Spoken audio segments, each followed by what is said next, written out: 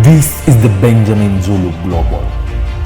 Welcome our viewers from all over the world to the home of the Heart Matters.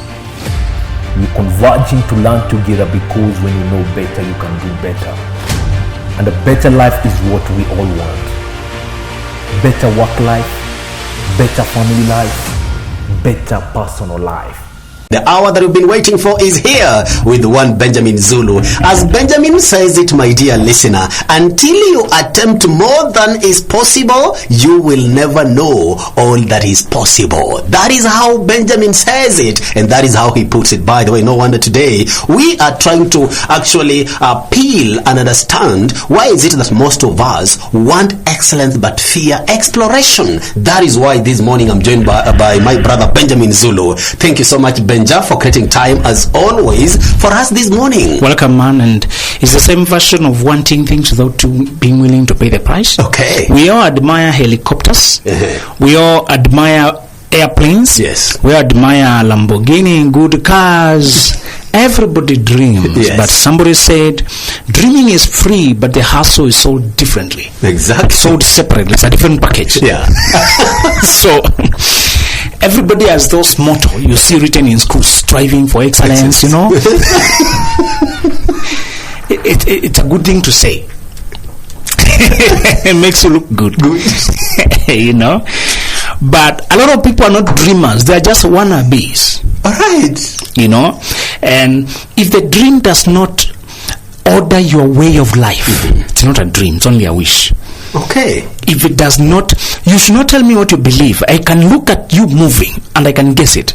All right. The vibe with which you move, the steps, the confidence, the way you step, the way you move around, I should be able to tell. And one time our Lord was teaching and said, now that you know these things, you will be blessed if you do them. Many people know what to dream, but they don't do what they dream.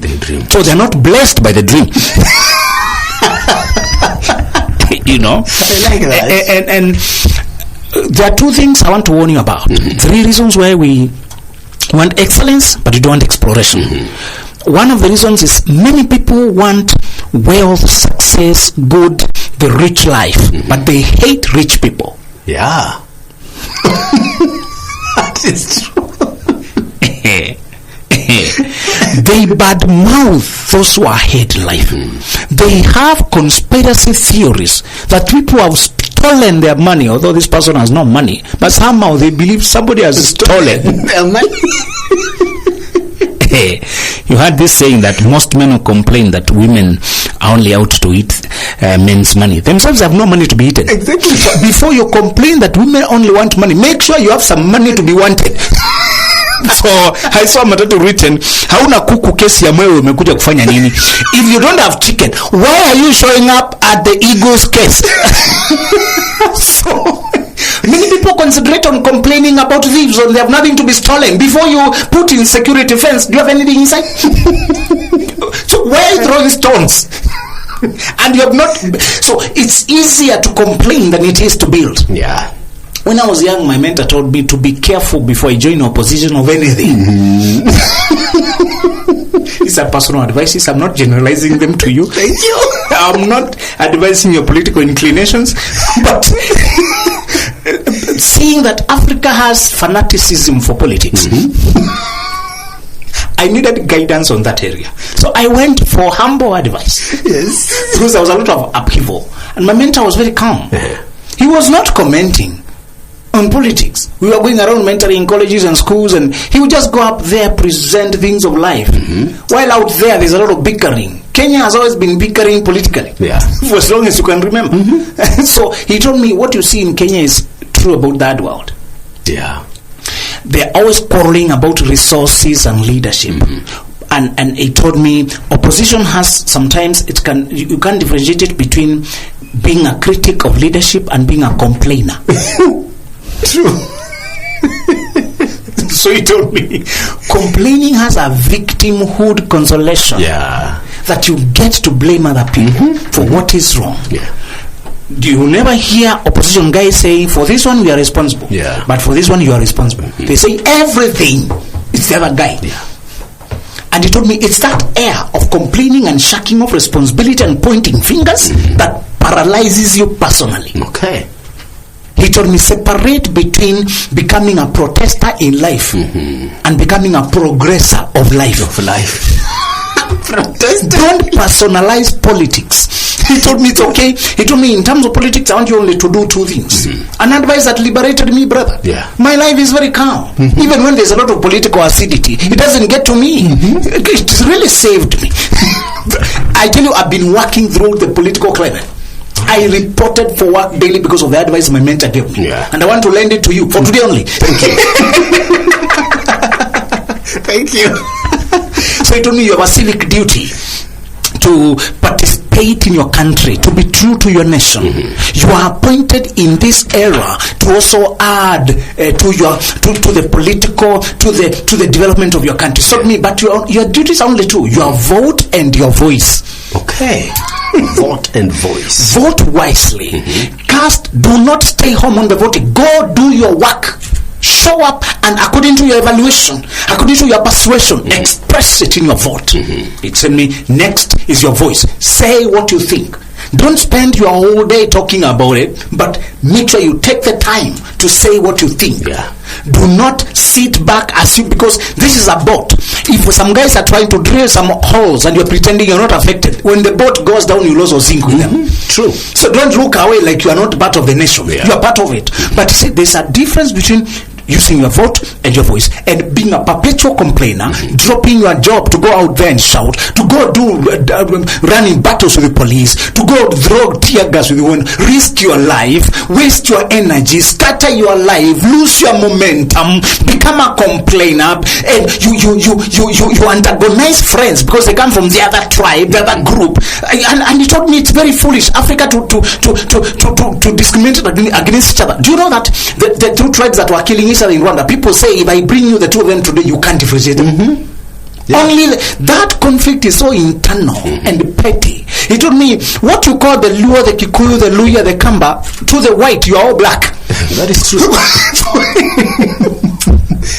He told me our internal differences are petty. Yeah. The problem is not our skin. The problem is our sin. Our tendency to hate, and we're looking for excuse to hate, to blame, shift and shirk responsibility and say the problem is those other guys. So he told me, do not become too vocal and act agitated and worked up. Maintain your calm. The fruit of maturity is sobriety and serenity. He told me, don't entertain any attitude that keeps you angry, complaining, worked up, you can't sleep. You must complain, you must talk. When you express your voice, express your truth using desiderata. Speak your truth calmly and in a way that is composed and can be digested and understood, while still listening to the other guy's position. Without losing your own voice, let the other speak, but hold on to your truth in a calm and serene manner. Coexist with everybody God has put next to you. You're not the allocator of the earth. God is the allocator of the earth. You have no right to kick another person from their place. Let God be the one to decide who to live where.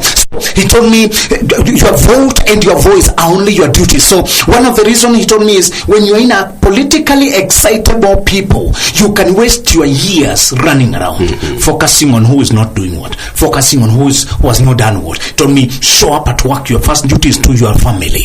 Next to your country, the family comes first. Your needs, your career, your generation needs to see your energy. You need to do your input. So do not get carried away by the mayhem. And I encourage students to stay in the university, not to go out there to run around the police. I encourage young people to build their lives, to build their career. They are dying when they are killed. These politicians don't stop everything to go to them. It's only their families that lose. Don't lose your feelings. Don't lose your mind of a political process. One of the things we are talking about today, exploration, is to maintain your place so that you can keep your path.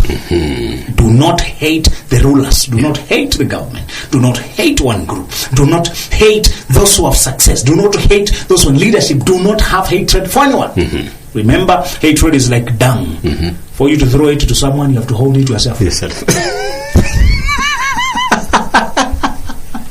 I like that. You have to interact with it before you can pass it on. So please, don't indulge in hate. And Martin Luther King Jr. said, never let anybody reduce you so far as to hate them. You'll have been reduced to a very small creature to hate anyone. To say, Kambas are like this. To to say lawyers are like this, women are like this, men are like this. No, do not bracket, do not bundle people together for your hatred. Give people the room to be personal, to express who they are. So the first problem why people want excellence but they hate exploration, one symptom is that they want greatness while hating the great people. You cannot be ushered into a class who you talk evil about. This world has energies, this world has karma, this world has truth, this world has records, this world hears what you say, the thoughts and words you put out there. You're not directing them to other people, you are manifesting them within yourself first. So the first rule is you shall not hate the great. Success has no problem. Money has no problem. Money is just a neutral tool, like a gun. A gun is good when you have it. It's bad when it's against you. Money is good when you have it. It's bad when the other guy has it and you don't have it. Make sure you have your money. Don't hate guns. Don't protest against bullets. Just possess them. When it comes to money, if you can't beat them, join them. Join them. If you can't beat them, join them. And one way to reduce your political anger is to get some money. That is true. Please. You'll find I witnessed a choice in life that I've never forgotten. It was so picture perfect because it was one gateman who had low means in life, who was living in a shanty house made of iron sheets. But then somehow he was living in the sun there, this family there, and there was a son who was school going. So the father was ushering in cars. And this boy was sitting between owners of cars and the one who's ushering in cars. And he had the chance to interact with the men who have cars or the man who is manning cars. All right. And the boy was standing in between. He could have chosen to interact with the owners of cars. Being a young man, people would greet him, find him in school uniform, having come from school. And people would like him, just greet him, see what he's doing. So he had a choice to follow being a guard at the gate or an owner of the cars, because he was standing between the two worlds. I watched with amazement how in life you are given time and chance happens to them all. Exactly. And we are not saying some people are disenfranchised with exposure and they still need help. That one we are not minimizing it, but we are saying in many places people are choosing a path on their own. You are given an exposure to the great, to successful people, to those who drive and those who help others drive, and you can choose according to your inclination instead of hating, but mouthing, launching against those who are great. It's better to start learning their ways. And the Proverbs told you to sit with the wise and you will be wise. When you think how they think, you will become like what they became. When you meet rich people, don't ask them for a check. Don't ask them for a piece of their cake. Ask them for a piece of their mind. Instead of trying to lobby and explaining the need you have for money and the help you need, instead, you should move to asking them for how they think and advice on your case, on the direction you are going. And the reason I want you to follow people like Elon Musk online, people like Warren Buffett online, people like, Strive Masiyiwa, I want you to follow those ones more than you follow socialites. Is to see how they think. Not everything they post is about their life, but somebody said when a millionaire posts how 10 ways in which he lifted himself to the first million. And he also posted another video of himself leaving home in his Lamborghini. The one in the Lamborghini will have millions of views before the one about how he made his money. People want the fruit, not the root. You go for the root. Ask the rich man, the great woman, how she thinks. Get to see her perspective, her worldview. There's some ideas. You only need an idea and it will open your new portals of life. The second rule, we have said the first rule is do not hate the great. Learn from them. Even if they come from the other side of the divide, even if they come from the other end, even if they think the other way. People may hate Donald Trump, but I was listening to his speeches because he's rich. My friend, you have no business hating a president. Exactly. When you're just a resident. Now, you need to think about your life. Please. I will not side with you when you are hating the president, yet I'm just a resident. Don't start counting the evils of presidents. Now, I'm not saying, they are good. I'm just saying, how did they come up there? How did they rise? Trump refused salary. You are trying to beg for a pay increase. Another guy is refusing the salary. and you're here bad mouthing. Yes. Surely. Do not use your phone to backlash Uhuru Kenyatta, President Ruto, to backlash Raila. Don't type evil against those people. Yeah. You can express your opinions respectfully, knowing that guy with a snap of a finger can change your life. Yeah. It's true. You may hear people calling Kalonzo watermelon, and because you also want to feel good hating, You call him. that guy can give you one car and you become an Uber driver and you change your life. True. So I'm not saying I'm agreeing with everyone. I'm just saying as long as they have attained something I hope for, Yes. I will respect that. And I will try to learn something. And because of being a student of greatness, I do not let my biases blind my thinking. I want to see what they have done. Whenever I see a person driving a machine I dream about, I salute. Do not. You can either be inspired or intimidated by that young girl driving Porsche Cayenne written Lana, and you, with your many years of driving experience, you are to harass a Porsche with your Paso. Now, if you are, please, it's okay. You have your Paso, but this lady has a Prado written Lana. She's a new driver, but she's ahead of your life. You learn, please respect. Have you wondered why Matatu people harass personal cars? The personal car is ahead of you. Yeah. You're an employee. This guy has a car. You can be fired tomorrow. Yes. And you need his lift. Why are you pushing him on the road? That's one reason, if you're in Matatu public industry, just be cautious. If you drive a motorbike, be cautious. Cautious, You're yeah. going to go further in life by courtesy. Yeah.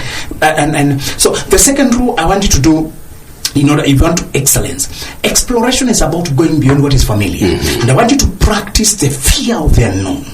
How to confront fear of the unknown. It's one of the worst fears. In fact, fear of death, fear of failure, fear of rejection, fear of starting out, all of them are siblings, just younger siblings of the fear of the unknown. Yeah.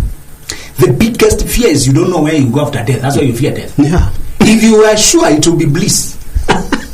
You won't fear that. If you knew, even if this project fails, I will still start another. If you are sure, I'll pick up. If you are sure, I will survive the rejection. If you are sure if the divorce won't kill me, you didn't fear. Yeah. So I want you to practice fear of the unknown, because that's why you fear greatness. That's why you fear success. Whether I will lose all my friends after I get the good car, after I get the good job, will I be alone? Will I be lonely? If I get the money, will everybody walk out on me? People avoid good things because of the unknown that comes with the good thing. Yeah. The change of life, the liberation. People fear freedom. In fact, somebody said people fear freedom because they don't know what to do with it. They don't like the slavery, but the familiar is what is more comfortable. We are many of us. We are poor, but we are many. Yeah. If I become successful, I'll be alone. And you find a person who has become wealthy, but they still go back to the dinges to chew mirror with the former friends. They pretend, pretend like they have not advanced in life.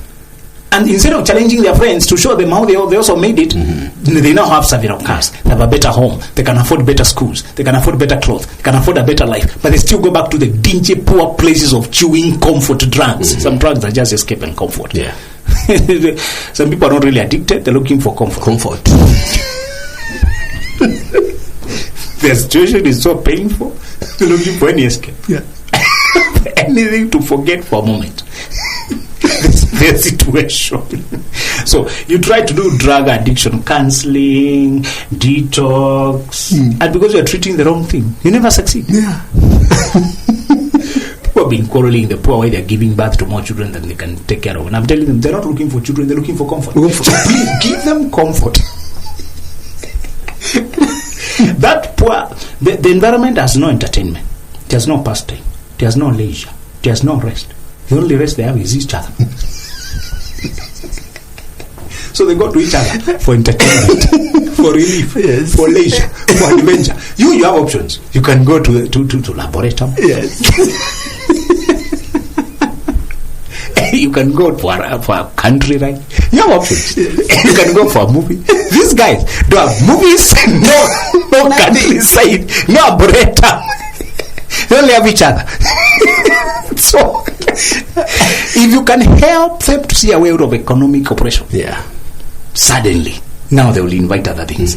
Many of them don't think their choices. They are being controlled by the situation. You tell them there's government and NHIF. Why are you not taking NHIF? Why are you not? The government has provided options. Okay, take this, take the other. They are not thinking. They're not planning. They are victims of situation.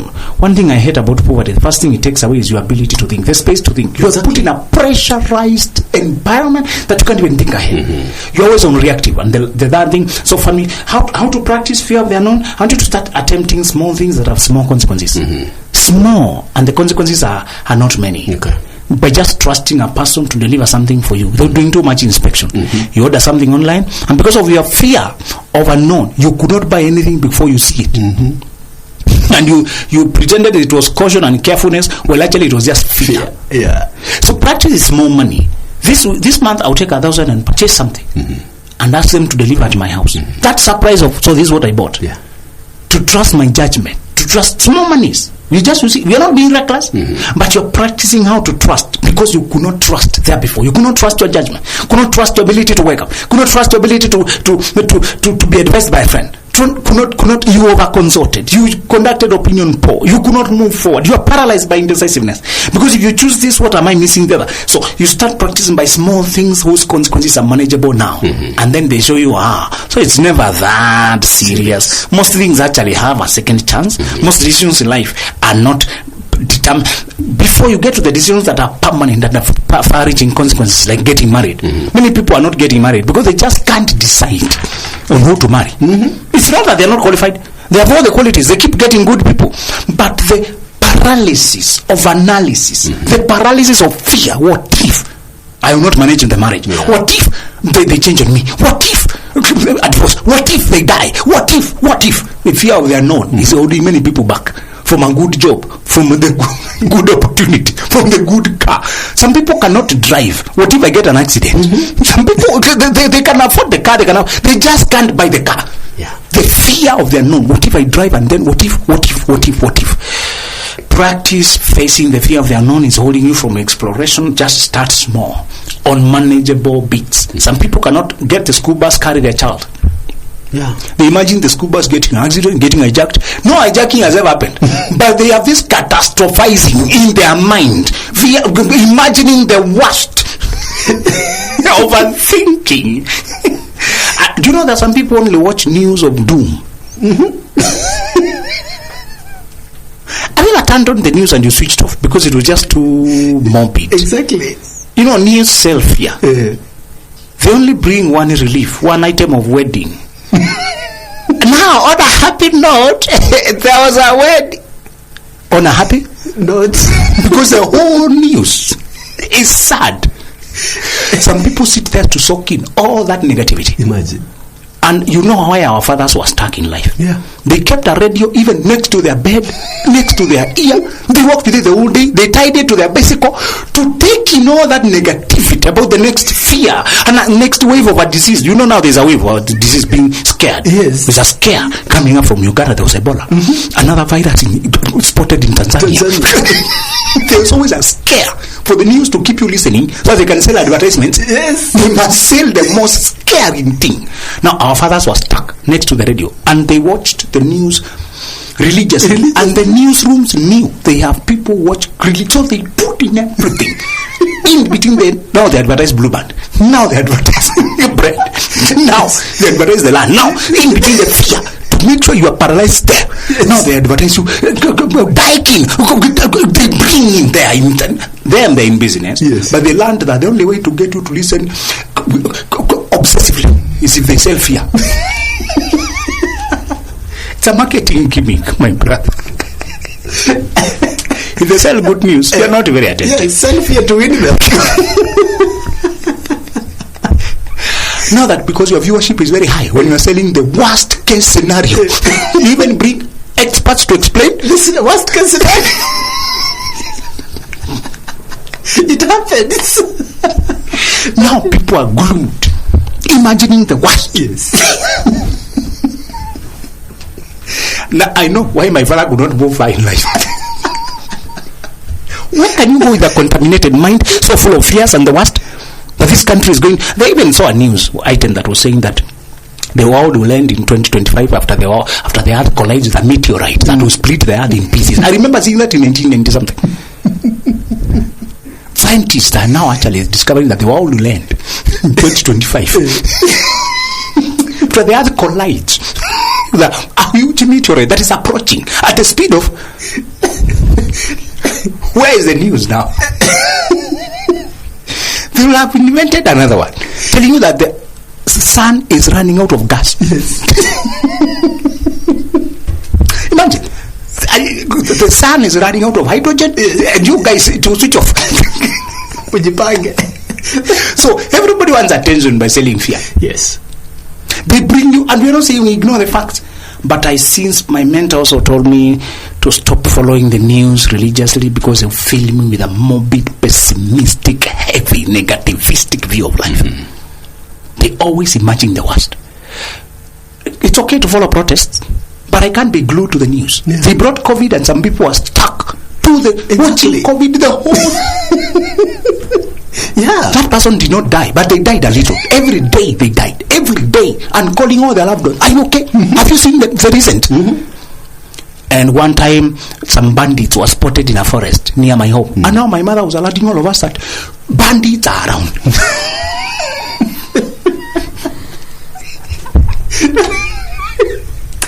It was actually the military reporting that they have been dropped with the choppers. Yes.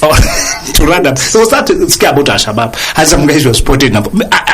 Honestly, I believe these were just grazers who are stealing pastures for their cows. Yes. Locals like to graze in the wrong places. Now there was a scare about Al-Shabaab. So anybody being seen is an Al-Shabaab suspect. Me, I was sure. This is just Motuko and Kamau grazing illegally. Yes. Okay, I don't rule out the possibility of Al-Shabaab, but will I stop my life to follow the news about those particular characters who are seen in the forest? And military has been dropped there to run after them. Now, so I want you to take an approach that is not bringing too much dread of the unknown. I want you to begin to be positive. And one key, there are many anchors to your faith. Yeah. Fear, the opposite of fear is faith, my brother. The moment you criticize faith, you're giving yourself to the worst forms of fear. Yeah. I want you to believe that your life will add up somehow. Add up somehow. And when you find accidents on the road, don't stop to watch the fearsome, gruesome images of blood and don't take in that. Yeah. My father-in-law taught us that, said, if you can't help, if you're not in a situation to help, just people usually cause accident, cause congestion, slowing down to watch. Told us don't take that in. It's horrific. Trust for your faith, trust for your safety, and move on. When you find that situation being attended, if it's a situation that requires your help, of course you can help. But many people are not slowing down to help; they're slowing down to watch. There's nothing to watch with dead bodies. Nothing to watch with the grisly images. Don't take that in. It gets imprinted in your nervous system and scares you and brings in an energy that is very fearsome. So it told us, keep focused. Don't carry the country on your shoulders. After you've prayed for your nation, you have done your voice and your vote. Go about your business and trust God take care of your country. There will always be push and pull. You see people writing, now we are becoming like Syria. Now we are becoming like, look, now we are finished. Now we are, even many YouTubers, they exaggerate. They brought even images of last demonstrations to scare us more. Exactly. They want attention. Don't soak that in. I want you even to teach your social medias about the channels you follow. The computers, the algorithms also learn. They learn that you're not a consumer of fear-driven. So the only way I like to get my updates is I follow a main channel, maybe a Nation or just Citizen, just one of them. Any major thing they will update where? There. Because I don't get lost for too long. I don't want to be stuck on TV. It's okay to watch TV programs that you are interested in, but I'm just saying, don't be a consumer of everything they are peddling out there. They will fill you with a pessimistic, negative energy until you can't trust anyone. Many times I've talked to people and they can't believe it's me. They don't want to pay for the services because they don't believe. Is it you? Let me come with the cash. You need to book fast. You never know. This Kenya, we are talking. They're still not believing. Fear that is so paralyzing. Yeah. There's a level of risk taking you need to have for you to trade in this world. My friend, his first major business was given by a millionaire, and the business itself he had quoted at 1.3, and he was shaking while quoting. That's too much money. He had not been working on that scale, and the millionaire paid him full, all of it, and he had picked him on Facebook.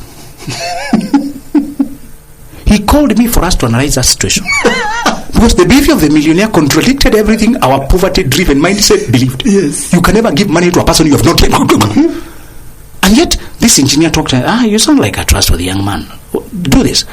I'll make the payment, and that's the contact of my guy on the ground. Go do he was fixing car sheds. The account reflected, confirmed, 1.3 million deposited. And the millionaire never called again. Look at that. He got on an airplane and went away. After paying how much? 1.3 million cash. On Facebook. Look at that. I see you guys in canvas, and I have this size of cars and order like it was a number of a bulk job. It looked like a dream. That's the number of my guy on site. He will show you where you're doing it. How many days do you need to do? Okay, we will talk on Friday when you're done. Thank you very much. Confirmed. 1.3 paid. They have never met. It was so confusing. We didn't know that philosophy. Yes. So later on he chatted with his wife, trying to understand how the rich think. So he delivered punctually with fear. Because you don't know whether that kind of person has spies all over. He is a good, he will shoot you, you'll be killed. You know, poverty has taught us fear, not faith, not being trustworthy, just fear of the worst. You'll be killed if you don't deliver. Go deliver quickly, you're being watched. Somebody's following you. And this guy is just a captain. He's busy with his work. He's on a trip now to another side of the continent. Yeah. So the wife gave him understanding. You see, sometimes you weigh how much time is your worth, how is the cost of your time versus the cost of what you're buying. So what is the worst case scenario here is for you to disappear. If you disappear with 1 a.m. and this man's hourly rate, instead of spending 5 hours monitoring you for 1 a.m., it is better to take the risk. If he has reasons to think, you sound like you're a sincere guy. He has seen you, he can show the police where to check you. So after you check a few, you don't waste all day monitoring something that has a lesser value than the value of your time. Yeah. So he said, the reason you're concerned about small money is because the value of your time is also very small. Whenever you see a guy bargaining with a seller of tomatoes, it's because his own value is less than the value of the tomato. Problem, if you want to stop being petty, grow up. Thank you. We were humbled. Yes. We thought there's a complex psychological explanation. This guy has magic to follow up. No magic. It does not go to Lolion. Yes. He simply has a high value for himself. And you sounded trustworthy, and he also believes in young. Okay, she told us we are being swindled before. It's not like we are careless. Sometimes people don't deliver, they deliver, show the work. But a friend had mentioned that he done with. So he just didn't tell you that. A friend had said, it's like you do a good job. And, I've seen on Facebook you guys, and okay, go this man. That guy delivered on time, and up to this day, that guy is a loyal customer. Because he delivered on time and punctually and high quality satisfactorily. And said, you are one of the few young men we need to support in this country. I'll send you to a few of my friends. And these are friends who are buying in bulk. They just wanted a person they can trust. They're not there to supervise pettiness. Yeah. They just sent the ground man to check. Supervise pettiness. Whether you disappeared with 1 nail, you reduced the footage by half. Said, if you don't do it well, I'll tell you. But do your work, man. That's your place. Yeah. We were so humbled. To this day, I want to work in a manner that inspires that person to send their friends, to come back, to go away with a good review, to go away satisfied. This is the only place you should be a people pleaser is in customer service. Make sure they are pleased. The last rule I want to tell you about how to excel without the fear of exploring and stepping out. I want you to hang out with fearless people. Yeah. And again, Donald Trump said something I like. Said one of his friends who wanted to excel in life decided he will only fly first class. He was not wealthy. He was not there yet. He was not the kind of guy who could pay it easily. But if he is going to fly, he will fly what? First class. Whether he will borrow, he will never fly. He said, it's not everybody, we are not saying everybody should fly first class, but you should have those things that inspire. So his reasoning was, the people who are seated in first class, their mood is different. Yeah. He had once flown first class accidentally after his company paid. Sometimes life exposes you in just accident. You are not ambitious, just your company paid accidentally. So you see, he realized first class, the space was bigger. There were more options for drinks, were not being limited, and the conversations there were not complaining, and there were no divisions around skin. He said he saw white, Chinese, and black. They just, and what do you do for your life, man? This is what I do, man, and this is my card, this is what I supply. He said people in first class had a brotherhood, all of them. He had gotten tired with the pettiness. He said in first class there was no right wing, left wing. Yeah. There was no Republican, Democrats. He said that guy had fallen in love with the mood. And we're not saying everyone. He just said the general class mood of the first class. People greeted each other. People helped each other. They were cashiers. If you had a problem, you had an injury, somebody has a crash, everybody's trying to assist them. There's another courtesy level on first class. Yeah. He confirmed what I had suspected about Prado and SUV drivers. They don't push pedestrians. They don't try to cut line. Yeah. They're very cautious. They stop very far away on zebra crossing. They don't harass you. The people you should watch is the Probox, is the Nduzi. They nearly knock you. So he confirmed that there's a way people think when they attain a certain level of success. I was wrong when I said it's because they attained the level of success that changed them. I was corrected. The guy, the friend of Donald Trump, said it's not, he corrected him. They were not changed by first class. It's that thinking that brought them to first class. Yeah. It's not the Prado that changed the guy. It is him, his thinking that brought the Prado. Yeah. I'm using Prados, me, SUVs, Range Rovers, whoever. Of course, if you find it with a driver who just enjoy, he will ask you today to prove that he has a car that is running very fast. Says a driver. They own. Of course, you're not saying absolutely all, but you're saying overall. Yeah. Even when you go to high-end, the streets in Kitsuru, the mood in Lavington is very different from Juja Road. Okay, there's no problem in Juja Road, but that is the truth. They don't litter. Yes. There are trees I saw in Karen that are 50 years old, and they are on the road. No Taco Bana came to cut it. It's not a person's. This is on the road. And here's these trees are more than 50 years old. What does that tell us about Karen? Okay, when you come from Kawangware and you happen to cross to Karen, just passing through. Okay, you are not going home, you're just passing. That road has less jam, and the Google told you to pass through that, and then you happen to find yourself. Please be observant. Imagine trees that are greeting each other on top here. Trees that have grown to meet on top, and all of you are driving under what? The trees. On the road, Brahma. This is no man's land. This is public. Anybody could have cut. Nobody's cutting it. Yeah. Quickly we concluded the Residents Association is thinking on a different level. They want ambience, not just tackle burning. And there are no notices that they are not cutting of trees because nobody needs the notice. Yeah. Everybody around knows that you don't cut. And then there are people moving around wearing gowns, collecting any litter, especially droppings of dogs. Not your yogurt can. Yes. You don't drop your yogurt can. The mindset. Yes. Is to say, expose yourself to those already there. Brahmal, I want you every now and then become angry and take yourself to Malaika. Yeah. The first time I went to Kempiski, I had no business there. I was just taking myself. Took an Uber. And you conduct yourself with composure and the calmness, and asking which restaurant can I there's that one we have, and then we have this cuisine, Japanese cuisine, today we're in Chinese, we're Lebanon menu, and you're being told okay after they finish, and you have African tea. The waiter understands this is a tourist. This is not a resident. But they like your courage. It's 750, no problem. You know, you prepared yourself with 1,000. Yes. You, there must be something around. Oh, 1,000. The rent. Do you know, I happened to see Ngugi wa Thiong'o seated next, perusing his dictionary, old school dictionary. The guys I read in school, I saw them next. I saw Matiang'i pass by. I'm wondering, am I being arrested? Now I came close to big people. They're just passing by talking. Yeah.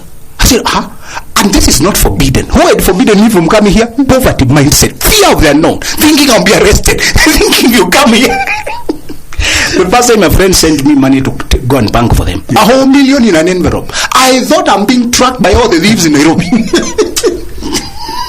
Just a brown envelope, carrying million. The guy sold a car and he said, okay, so you're going to the bank. Okay, we know, go deposit this for actually, give that lady go so they'll do the rest. Me, I'm not doing it. I'm just handing to a lady called Lydia. She'll do the rest. And just the carrying, I'm sweating. I used to think sweating comes from exercise. Now I know. Fear.